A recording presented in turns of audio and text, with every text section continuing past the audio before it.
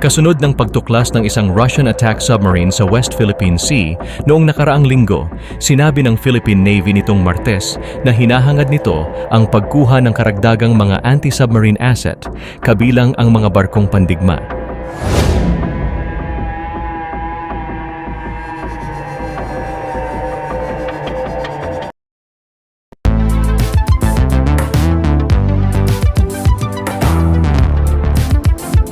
Huwag kalimutang i-like at i-share ang video na ito at mag-subscribe ka na din sa aking channel para updated ka sa mga bagong videos.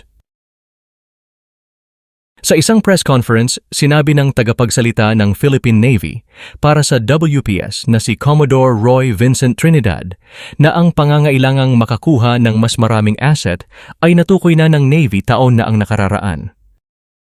We have modest capabilities to detect underwater threats. Yes, that need has been noticed by the Philippine Navy years ago. That's why in our ReHorizon 3 that already includes more corvettes, more ships, and other anti-submarine warfare capabilities.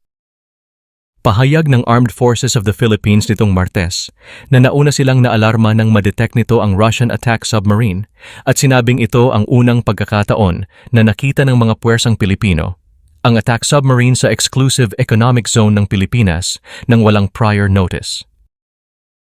Ayon sa National Security Council, ang Russian attack submarine UFA-490 ay nakitang naglalakbay sa 80 nautical miles kanlurang baybayin ng Occidental Mindoro noong November 28 at kalaunan ay umalis din ng hapon.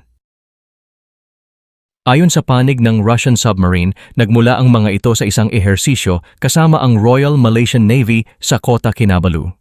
Ayon naman sa Philippine Navy na ang sasakyang pandagat nito na BRP Jose Rizal ay nagkaroon ng radio challenge sa Russian submarine kung saan sinabi ng mga ito na hinihintay na lamang ang pagbuti ng panahon bago bumalik sa naval base nito sa Vladivostok.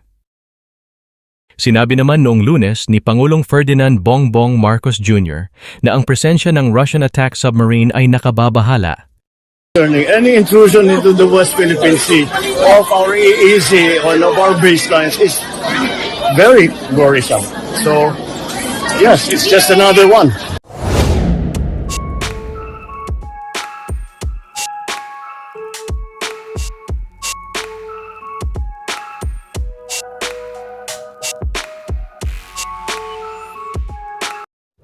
Salamat sa panunood mga kamiks. Ako ay mag-iiwan sa inyo ng katagang alamin natin ngayon, wag nang ipagpabukas. Kung ayaw mong batukan kita. Biro lamang. Ingat mga kamiks, sa susunod na video na ulit.